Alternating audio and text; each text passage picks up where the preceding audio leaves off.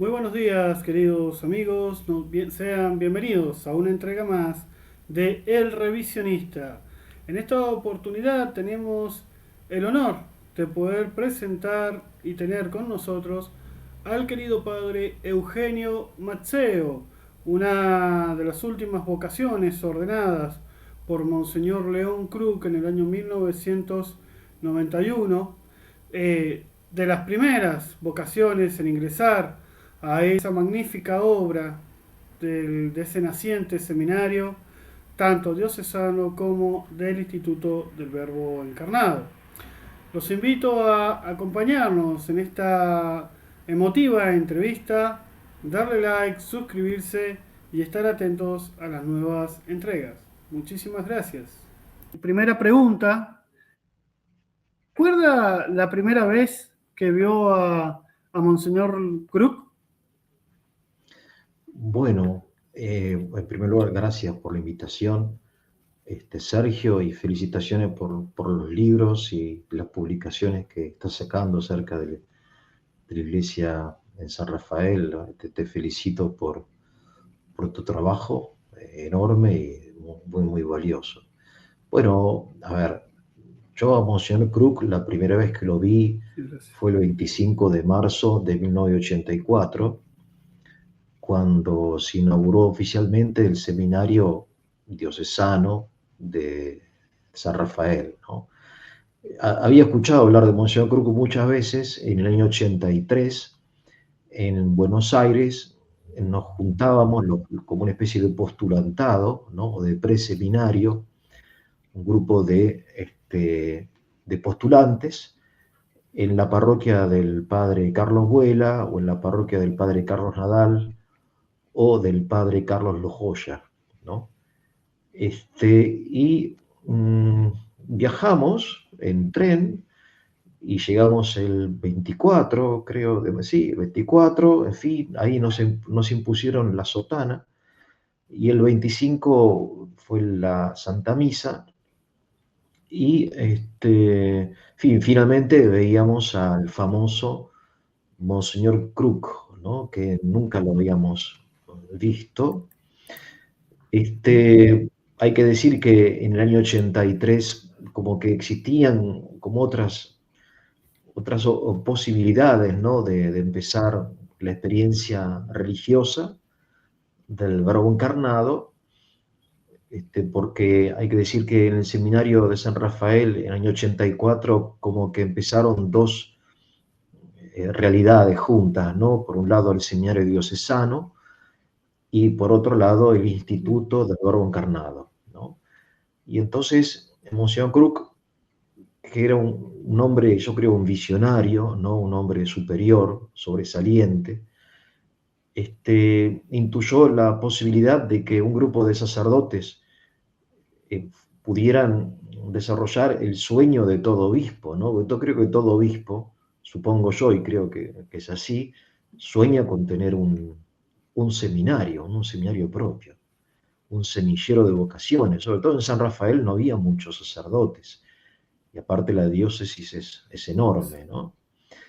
Y entonces, no solamente empezó el seminario, sino que en una diócesis relativamente pequeña y poco habitada, de repente el seminario en un día empezó a tener más seminaristas que muchos seminarios de la Argentina, de diócesis o arquidiócesis más importante, ¿no? Que podían tener 5 o 10 seminaristas. Bueno, de un día para otro apareció en la calle Tirazo un grupo de sotanas, ¿no? Andando y viniendo, yendo y viniendo por la ciudad, y que éramos muchos, no sé, 30 quizá, y durante ese año la comunidad fue aumentando, sumándose, porque originariamente éramos un grupo de porteños o bonaerenses, después mendocinos, después puntanos, ¿no? De San Luis, pero después se unieron rápidamente seminaristas del seminario de Paraná, ¿no? Que se iban Exacto.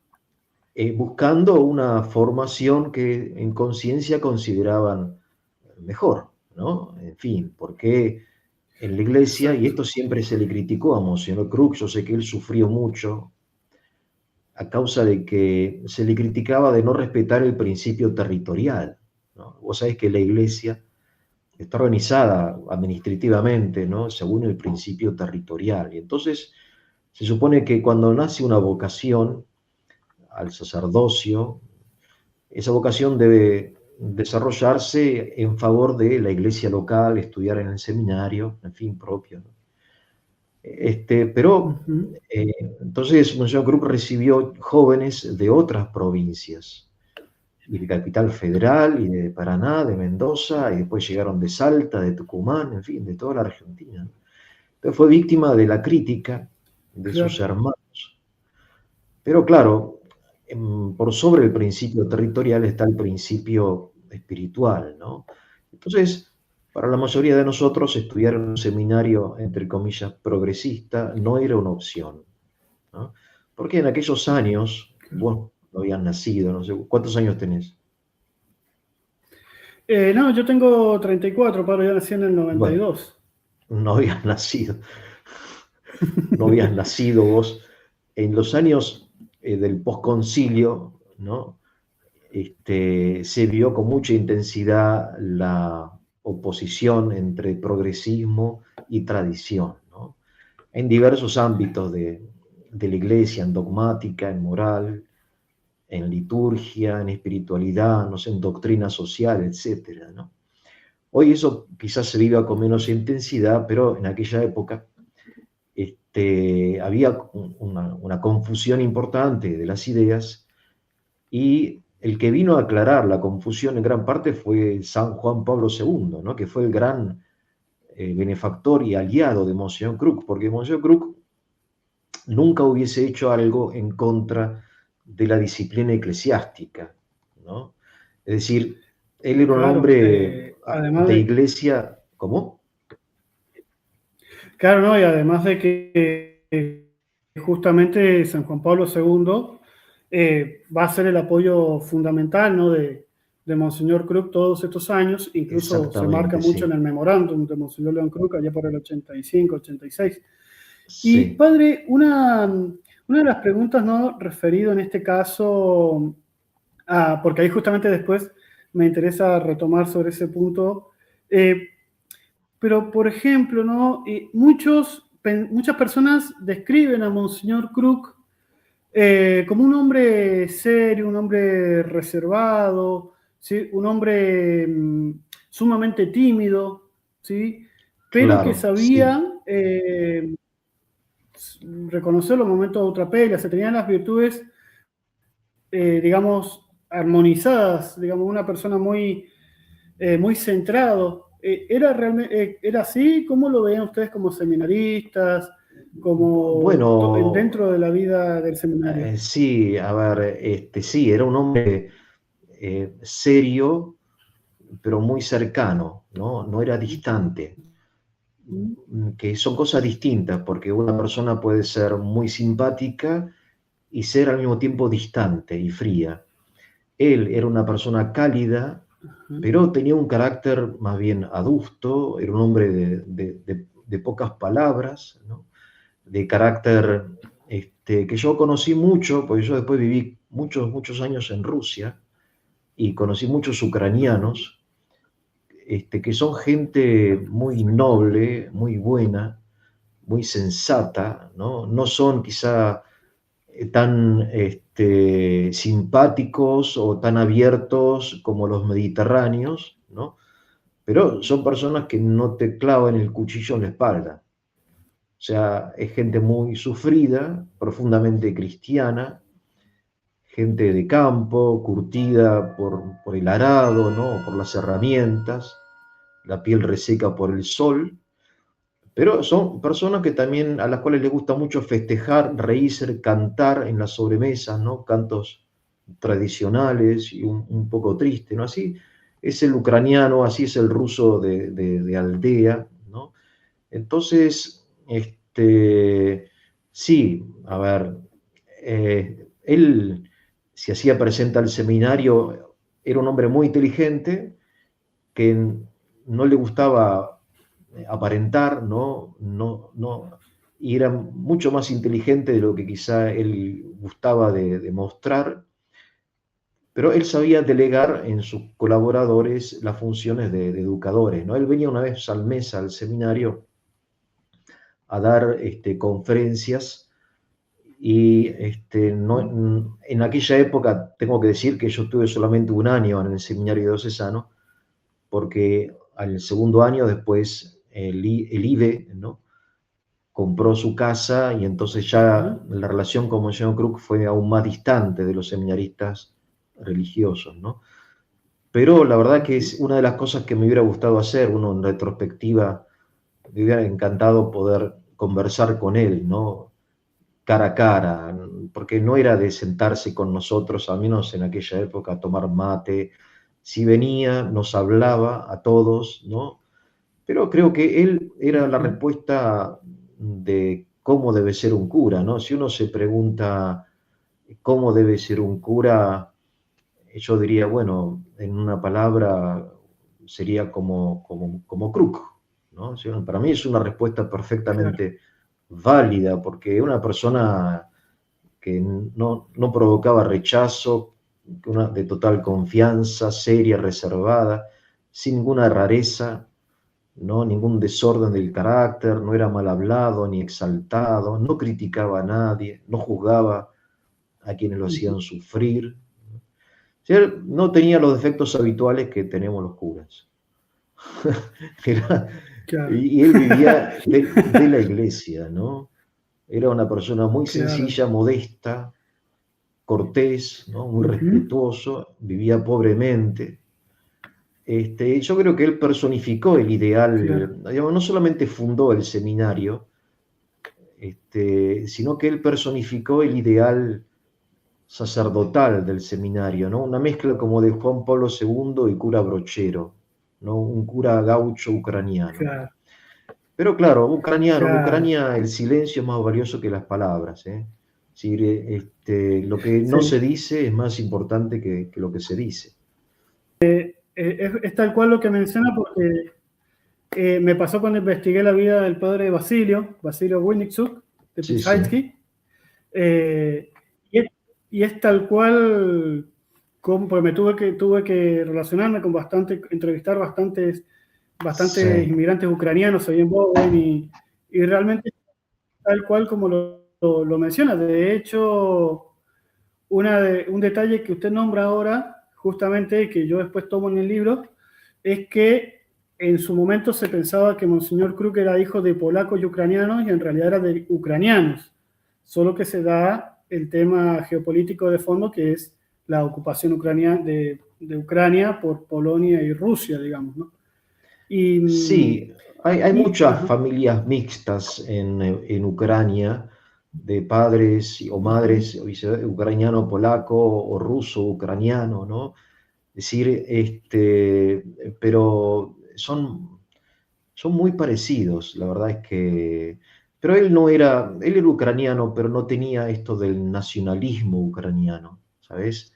Es decir, que empaña un poco muchas veces el pensamiento de algunas comunidades, ¿no? Él no tenía eso, no era nacionalista.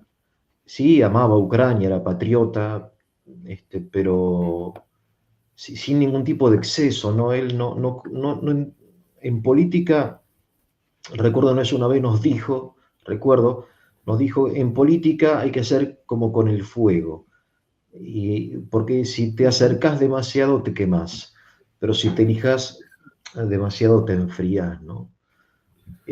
claro. Él no comulgaba con el pensamiento este, nacionalista católico, por ejemplo, que nosotros sí éramos claramente nacionalistas católicos, ¿no? En aquella época.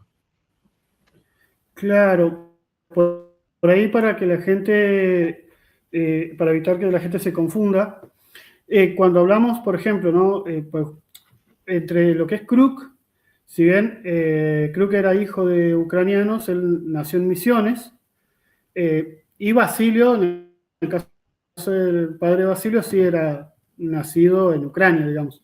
que por ahí la gente Sí, no sí, se nos confunda un poco.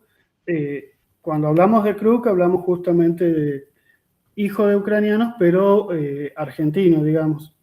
Y sí, sí. padre, hay una, justamente usted ha mencionado mucho parte de su personalidad, de Monseñor, y puede ser, padre, que les haya, obviamente que todo lo que él vivió ahí primero nace en Concepción de la Sierra, pero gran parte de su vida se da en Apóstoles, una vida muy austera. Les contó alguna vez sobre sus detalles de su vida ahí en Apóstoles junto a sus hermanos, por ejemplo? Mira, seguramente, seguramente porque él nos hablaba, vos si has leído el libro donde se reúnen los pensamientos de Monseñor Krug, y los Ujú. sermones, porque todas las semanas editaba la catedral una hojita donde había como una reflexión del obispo, ¿no? Y el estilo de él era un estilo Sí. así muy popular que siempre recurría a imágenes de biográficas, no solamente suyas, sino de otras personas, ¿no? No recuerdo en Ujú. concreto ninguna anécdota, estuve pensando, ¿no? Para compartir con ustedes en este encuentro.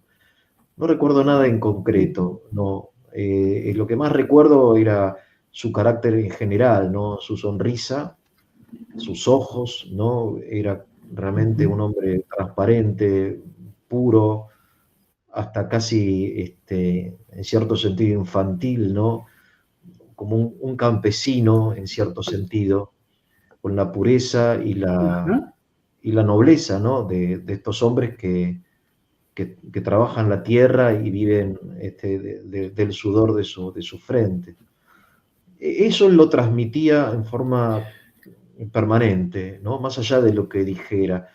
Recuerdo que una vez se contó una anécdota de un cura que se quedó atrapado en una bicicleta, en el barro, ¿no? Y en fin, de los sacrificios de los sacerdotes que él admiraba, porque él era muy sacerdotal, ¿no? Era un hombre, era un cura sin complejo.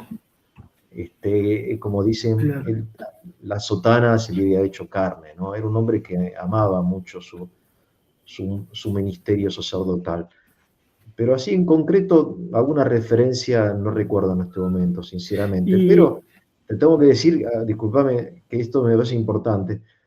Hay muchísima gente que conoce que ha conocido a Monseñor Krug, digamos, mucho mejor que yo. Yo soy un admirador y cuando él falleció me sentí huérfano en cierto sentido, pero no tuve, digamos, la oportunidad de conocerlo tan bien como otros. No recuerdo una vez que íbamos en colectivo desde Buenos Aires a San Rafael, ¿no? Los seminaristas, ¿sí? Entonces, íbamos en colectivo y había un gaucho sentado a la vera del camino, de la 188, ¿no? De la ruta, tomando mate, ¿no? Junto a un automóvil, a su automóvil. Y entonces uno dijo, es Monseñor Cruz. Era el obispo que estaba tomando mate solo ahí en la ruta, entonces paramos, nos bajamos a saludarlo, ¿no?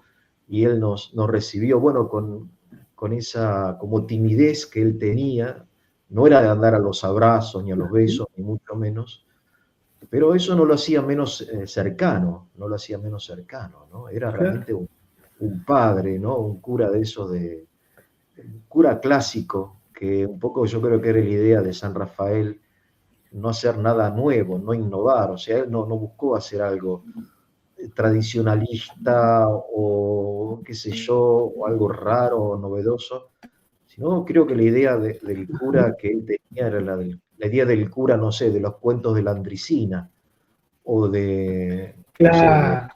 de Don Camilo, de Guareschi o el cura, el padre Brown de Chesterton, ¿no? El cura clásico, ¿no? Que es parte del paisaje Claro. nuestro y que es tan importante. Un poco esa es la imagen que él transmitía y creo que él quiso quiso que existiese en su seminario, ¿no? Creo que en cierto sentido Claro, lo logró, ¿no? Porque hoy San Rafael, antes no había curas, había muy pocos, ¿no? Y hoy vas a San Rafael y te descuidas y por allá hay una sotana y por allá hay otra sotana, ¿no? En fin, lindo. exacto.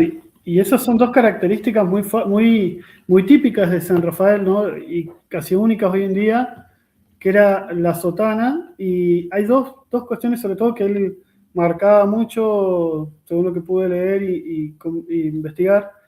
Y que esto me parece a mí que es algo muy lindo de la diócesis de San Rafael, que son dos sobre todo, ¿no? Que es profundamente mariana. Recordemos que él venía de Misiones, toda la zona del litoral, que es Nuestra Señora de Itatí, y la sotana, ¿no? Justamente, esto me parece que algo que él les marcaba mucho a sus seminaristas. No sé se los marcaba desde el inicio, digamos, el tema de la necesidad de la sotana Sí, y el sí, amor sí, mariano. sí. Sí, sí, por supuesto, pero bueno, eso dentro de ya te digo, de lo clásico, ¿no? O sea, es un poco lo de siempre, ¿no? Lo que dice no, Vicente de Lerins, dice, ¿no? Cuando se pregunta qué es la fe cristiana, la fe ortodoxa, y él responde en latín, quod ubique semper et omnibus creditum est, ¿no? Es lo que siempre en todas partes y por todos fue creído. O sea, como las notas de la ortodoxia. Pero dentro de un contexto muy popular, muy argentino, ¿no? De mucho, de sentarse a tomar mate y a festejar y a procesiones y festejos, ¿no? Y la vendimia y esto y aquello. O sea, muy también mendocino. Creo que él realmente como que personificaba todo eso, ¿no? Entonces yo como seminarista, creo que todos los seminaristas, aunque no teníamos la oportunidad quizá de hablar personalmente con él, lo observábamos y eso nos quedó, ¿no? Bueno, después cada uno hizo su propio camino, pero fue un modelo realmente a imitar, ¿no? Impecable, creo yo, y muy lindo, muy lindo. Aunque él sufrió mucho, Claro.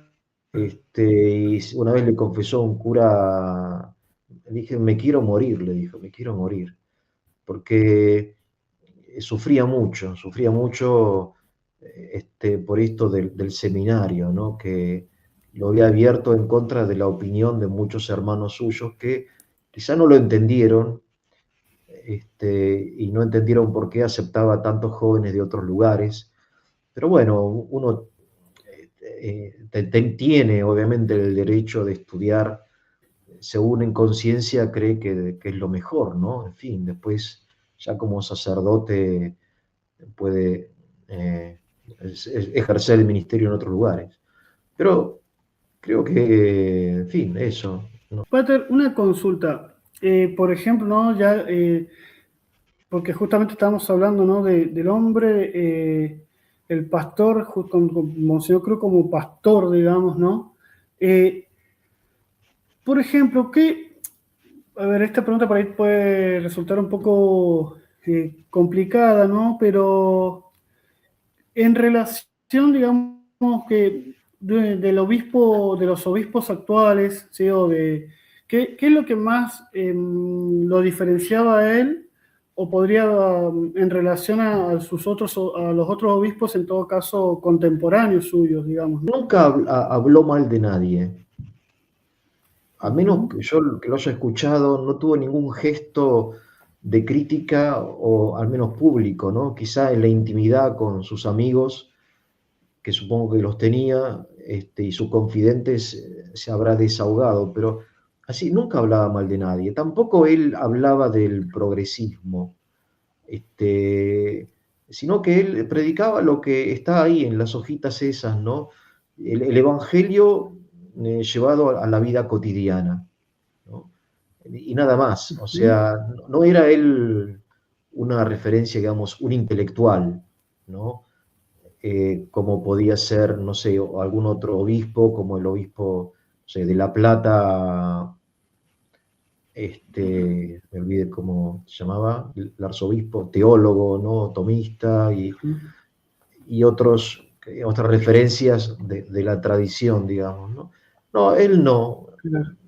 era una persona muy, de unas formas muy, muy popular, pero muy sólido, ¿no? Muy Ajá, sólido, un poco áspero, ¿no? Crítico, pero en la medida de lo necesario, ¿no? Como puede ser áspero un médico con su paciente, ¿no? ujú, O un comisario, ¿no? Con los borrachos del pueblo, que les tira de las orejas, ¿no? claro, O sea, el cura tiene que ser un poco áspero de vez en cuando, pero a su vez dulce y tierno, ¿no?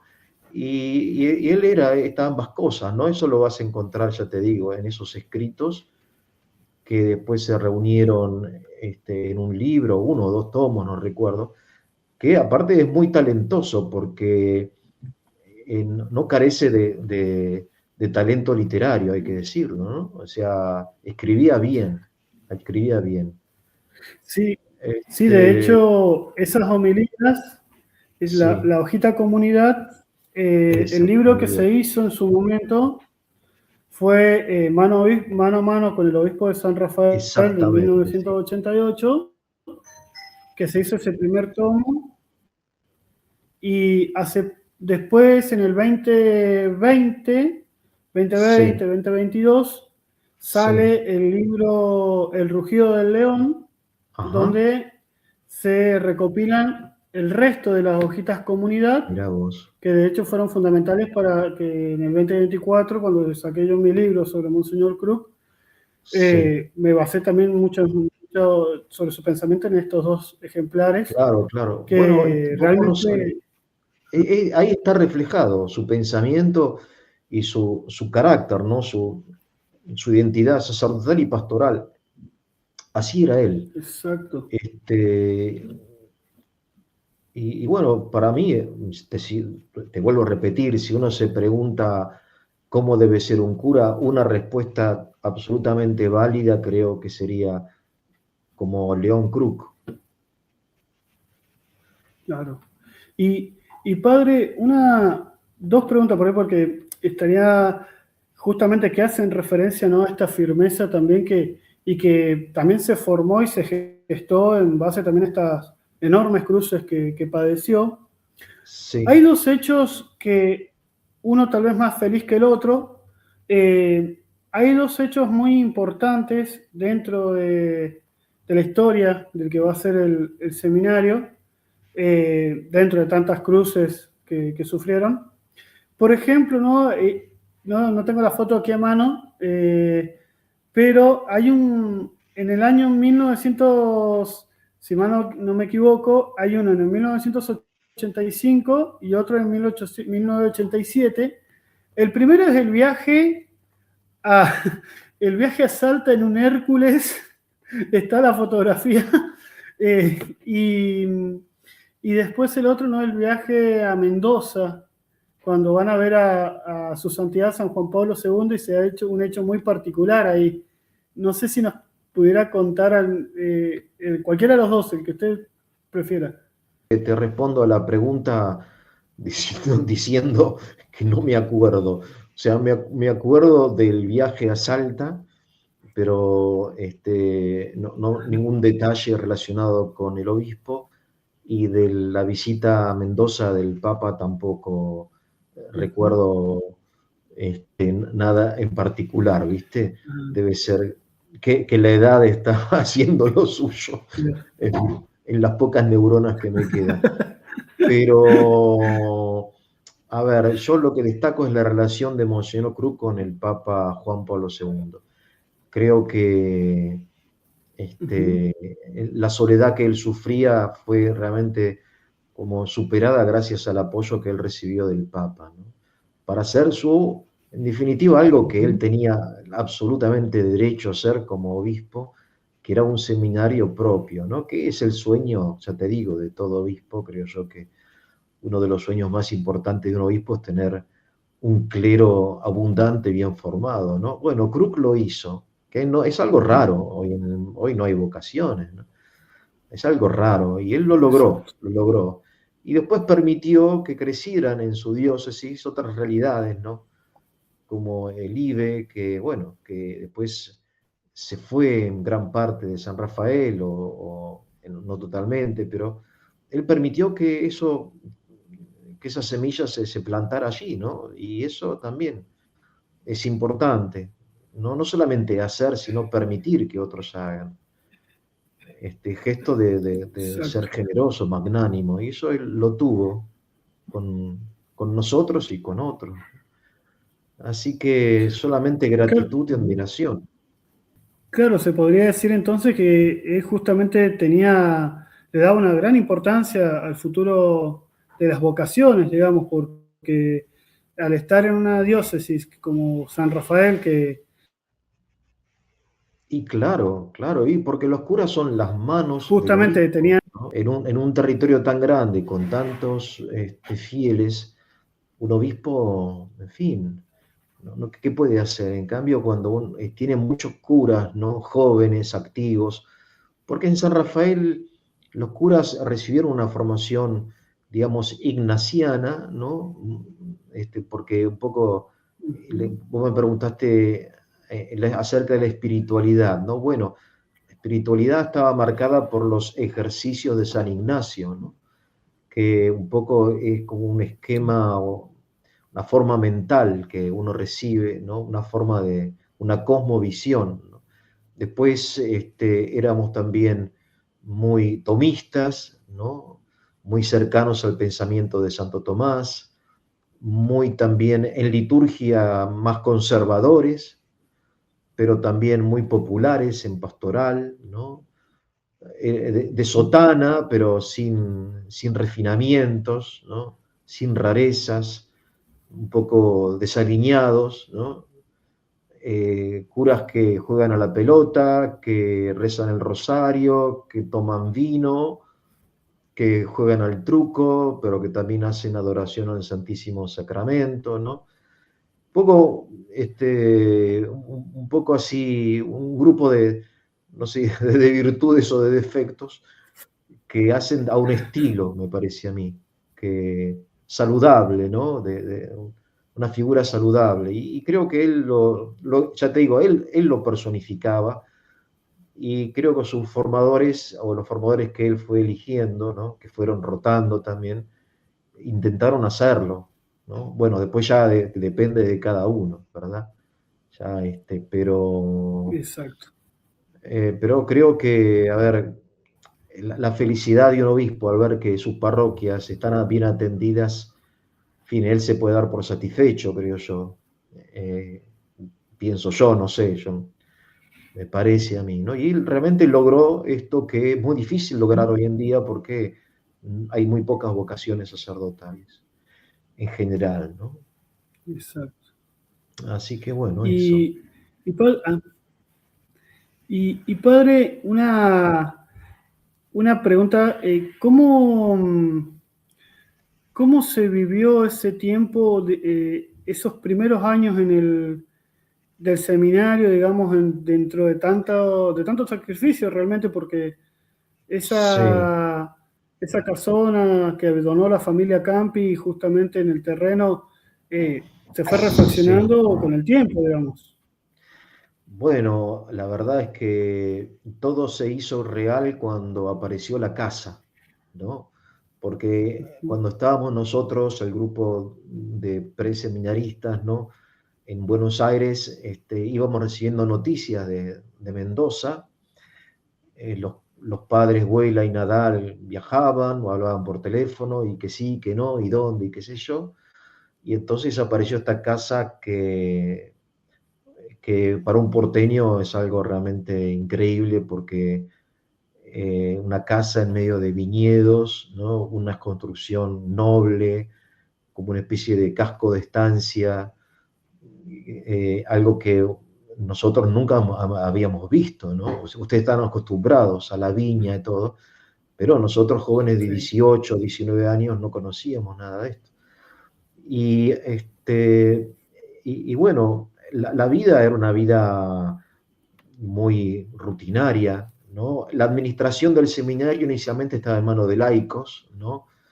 Había un administrador que, que no nos daba suficiente comida, ¿no? Entonces un día rompimos el candado de la heladera y le robamos, no creo que un jamón o no sé qué, ¿no?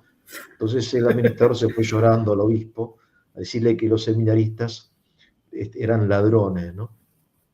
En fin, este, porque no éramos ángeles, ¿no? Hacíamos travesuras, por ejemplo, una vez le Claro. pusimos a un profesor, ¿no? Al padre Carlos Biestro, como 100 luciérnagas en la habitación de noche, ¿no? Entonces cuando se fue a dormir se encontró rodeado de bichitos que lo miraban,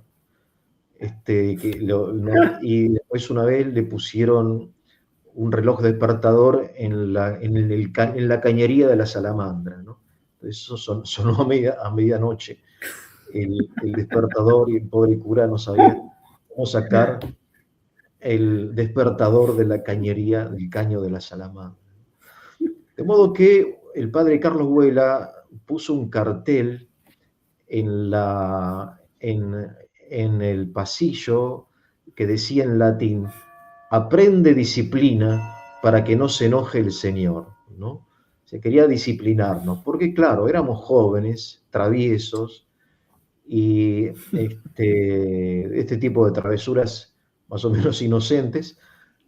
Pero bueno, nuestra vida, más allá de esas anécdotas, era una vida de oración, estudio, almuerzo, descanso, trabajo, estudio, oración, cena, y descanso, ¿no? Y así todos los días del año.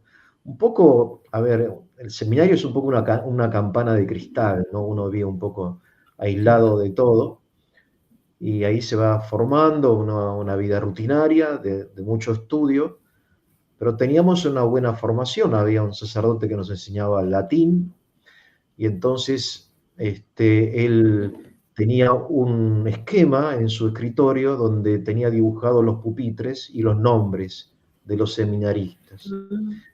Y entonces nosotros nos cambiábamos cada vez de lugar para que él se confundiera, ¿no? Entonces señalaba a fulano, decía López. No, yo no soy López.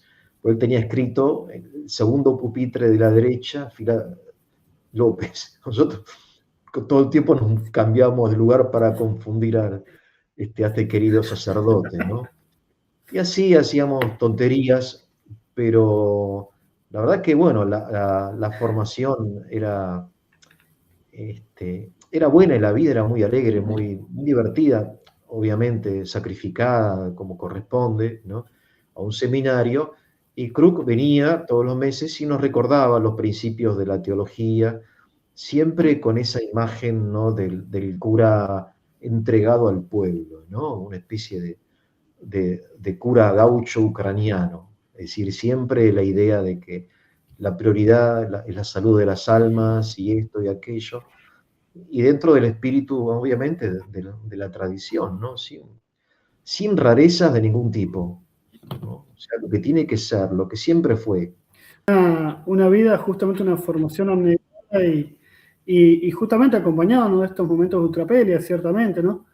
Bien al estilo de Don Siempre Bosco, se podría decir. los chalchaleros, la guitarra, nosotros aprendimos a tomar vino, porque teníamos amigos, o el monseñor tenía amigos que eran de bodegas y traían las damas juanas, entonces aprendíamos la música cuyana, la cueca y todo eso, y el truco y los cantos y los chistes, ¿no?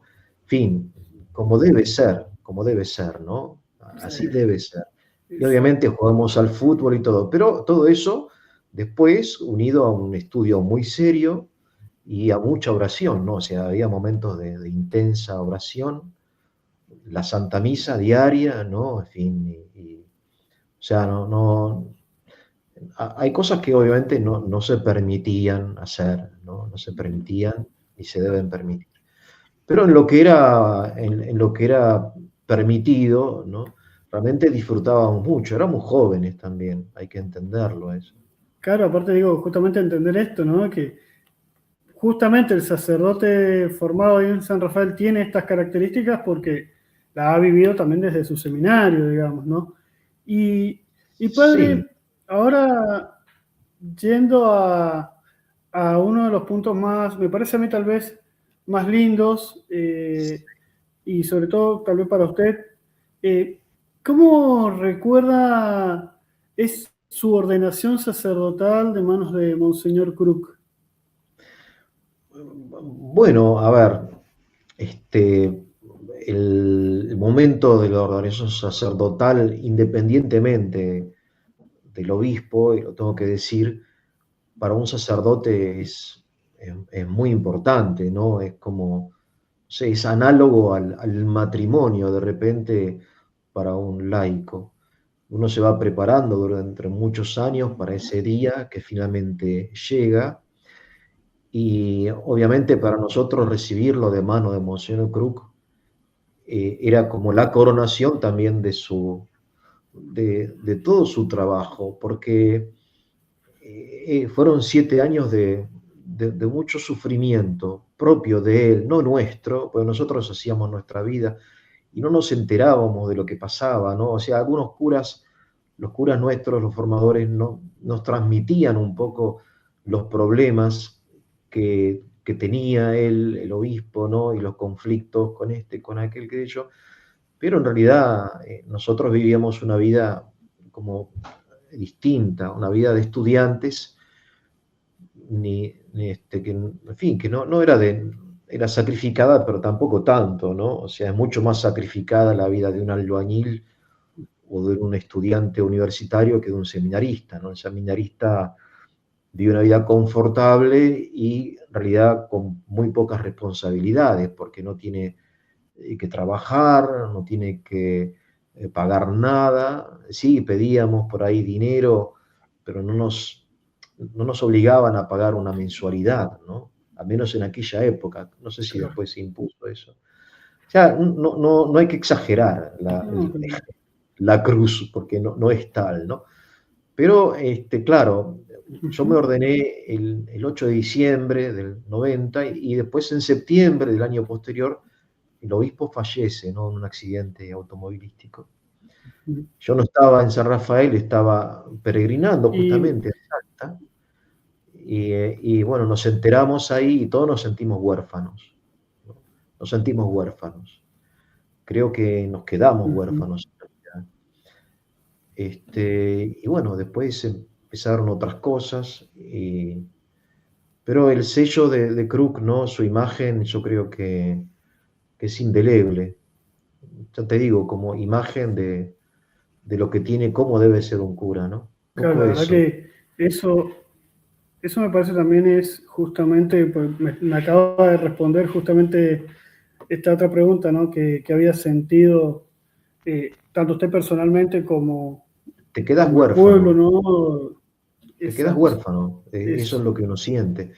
Lo que pasa que ya siendo cura, uno ya tiene, y aparte yo era religioso en aquella época, ¿no? Pertenecía al Grón Carnado, entonces ya no había una dependencia tan grave como el caso de los seminaristas del seminario que de repente se planteaban, y con razón, si esto va a continuar, si no va a continuar el seminario, ¿no? Si lo van a cerrar y qué sé yo. exacto. Pero bueno, después pasó mucha agua debajo del puente, ¿no? Son otras historias. Pero lo que hizo Claro, Crook fue enorme, creo yo, para su exacto. diócesis. Y Eh, padre, ujú. sí, No, digo que con todo lo que usted me menciona realmente, y justo estaba hablando ahora de esto, ¿no? De la orfandad y sí, que muchos seminaristas no sabían si en ese momento qué pasaba, si se cerraba o no. claro. Imagínese después en el 2020, ¿no? Que Sí, claro, y después lo que lamentablemente hubo... pasó, en definitiva, lo cerraron al seminario de San Rafael, ¿no? Pero bueno, esta camada de curas, que ya te digo, no son nada raro ni nada especial, sino que es el cura de siempre y de todos los lugares, ¿no? Omnibus ubique et semper, un poco este, eso, ¿no? El cura brochero, si quieren, ¿no? O Kruk, un poco como ideal, nadie de nosotros le llega a los talones a Kruk, ¿no? O sea, yo no le llego ni a los talones a Kruk, pero cuando me pregunto acerca de qué significa o cómo debe ser un cura, creo que una respuesta válida sería como León Kruk. Y padre, por ejemplo, ¿no? ¿Cuál sería la lección más importante, digamos que, si usted tendría que definir, ¿no? ¿Cuál sería la lección más importante, la enseñanza más importante que le ha dejado la figura de Monseñor Cruz? Bueno, no es una, sino que es todo un perfil humano y cristiano y sacerdotal, ¿no? Es decir, porque lamentablemente hay personas que son muy buenas, pero que a su vez tienen defectos, quizá uno muy marcado, que empaña todo su carácter, ¿no? Por ejemplo, uno es muy irascible, u otro es depresivo, u otro tiene un vicio oculto, ¿no? Etcétera. O sea que es como que la personalidad no está integrada totalmente. Yo lo que rescato de Krug es la integridad de él, ¿no? O sea que uno veía que no tenía eh, zonas erróneas, ¿no? No tenía ninguna podredumbre por ahí. Y que fue un hombre muy valiente, ¿no? Un hombre muy humilde, muy manso, pero uno veía que detrás de la sotana había un cosaco, había un cosaco, ¿no? Sí, estos son bravos, los ucranianos, con ellos no se juega, con los ucranianos no se juega, ¿no? Entonces él cuando defendía lo suyo, lo defendía al modo cosaco, ¿no? En fin, no, obviamente no sin la Exacto. espada y sin la chimitarra esa que cortaba cabeza, ¿no? De Taras Bulba, y todos estos Claro. cosacos terribles, pero había un cosaco detrás y él cuando quiso defender lo suyo, su derecho, ¿no? Como obispo, su derecho episcopal, no aflojó o sea, no retrocedió ni un, como dicen, ni un tranco de pollo, ¿no? Es decir, firme como una roca, ¿no? Firme como cabeza dura. Los ucranianos son así, son cabeza dura. Pero a su vez muy manso, ¿no? Ya te digo, Eh, nunca escuché en sus labios una crítica a nadie. Sus sufrimientos eran ocultos, ¿no? Sus alegrías no, él las compartía, pero sus dolores iban por adentro, ¿no? Que tampoco es bueno a propósito, tampoco es bueno.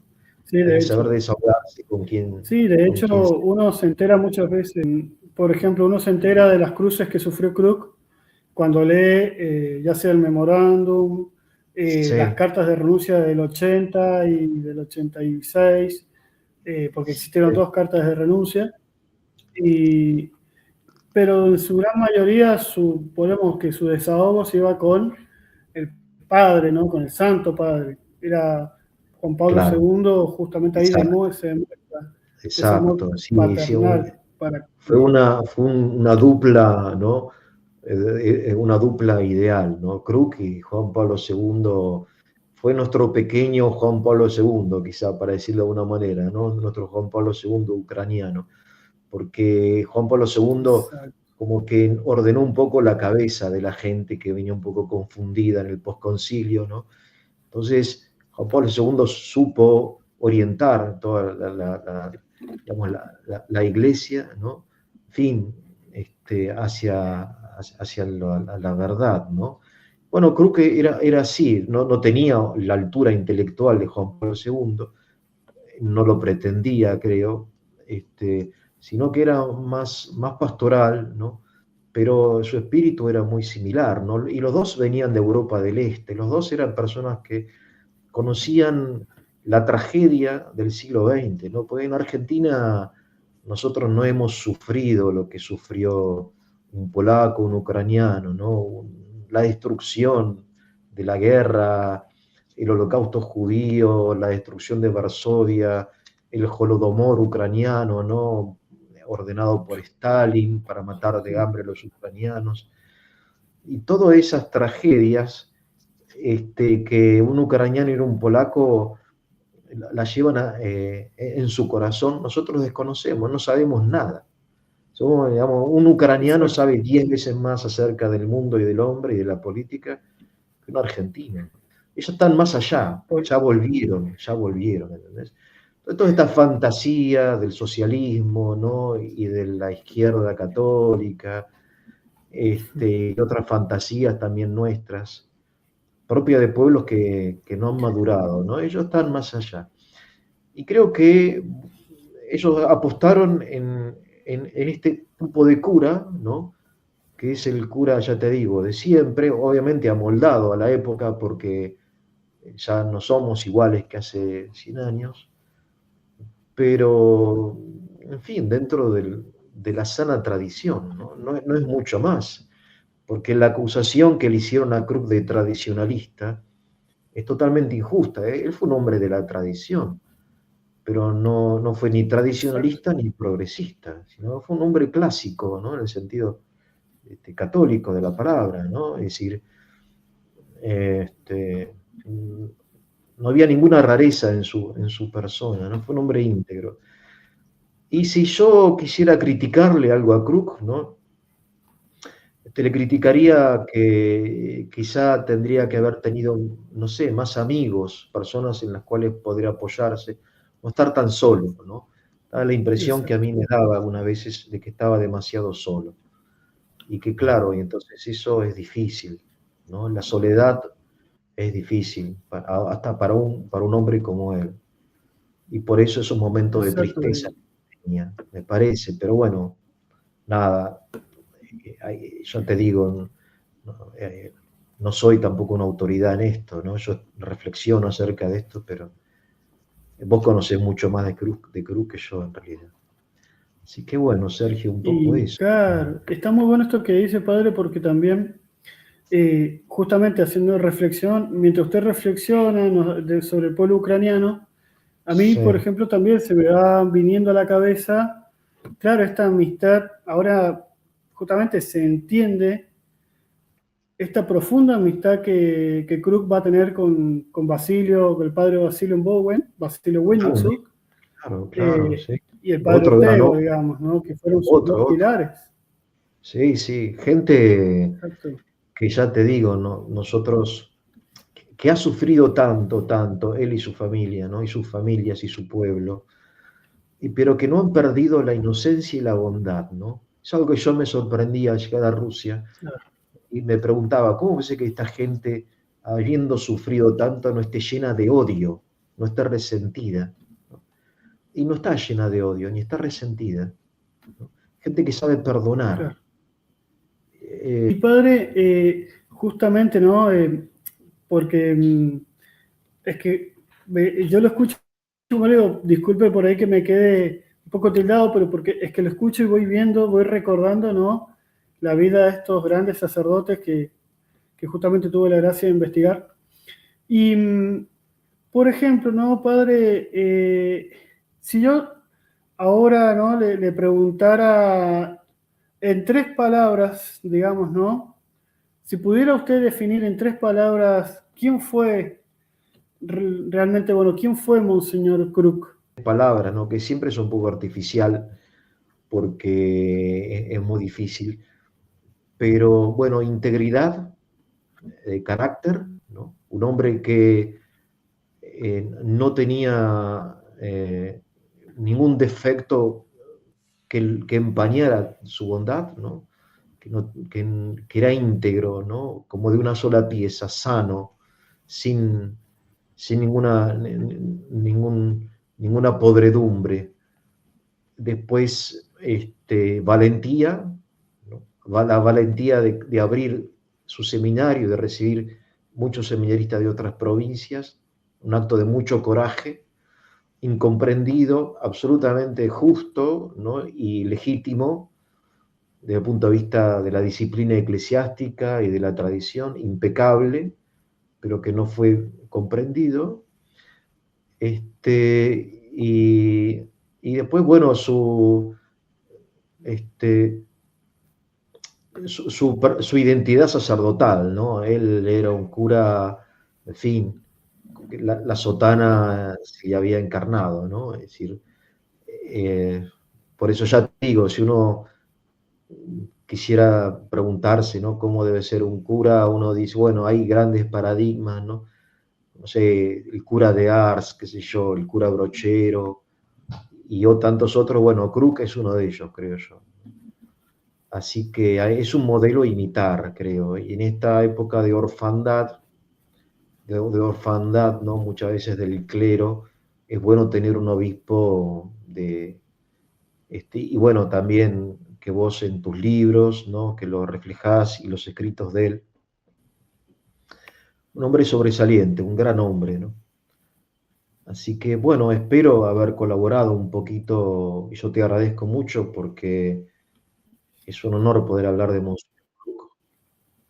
Y me quedo a tus órdenes, querido Sergio. Nada, muchísimas Hola. gracias, querido padre. La verdad que para mí Sí, es un honor conocerlo, poder conversar con usted y bueno, también, si Dios quiere, bueno, también quedo a sus órdenes también. Cuando usted lo desee, también podemos hacer alguna otra con mucho gusto, entrevista, seguir con, conversando, con mucho porque gusto, Sergio. realmente, Yo también quedo a tus órdenes.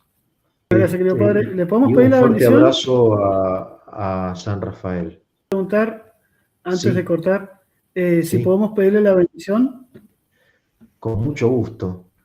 Este, que la bendición de Dios Todopoderoso, que es Padre, Hijo y Espíritu Santo, descienda sobre vos y todos los que estén oyendo o viendo este video y permanezca para siempre. Te mando un fuerte abrazo. Muchísimas gracias, querido Pater. Les mando un fuerte abrazo.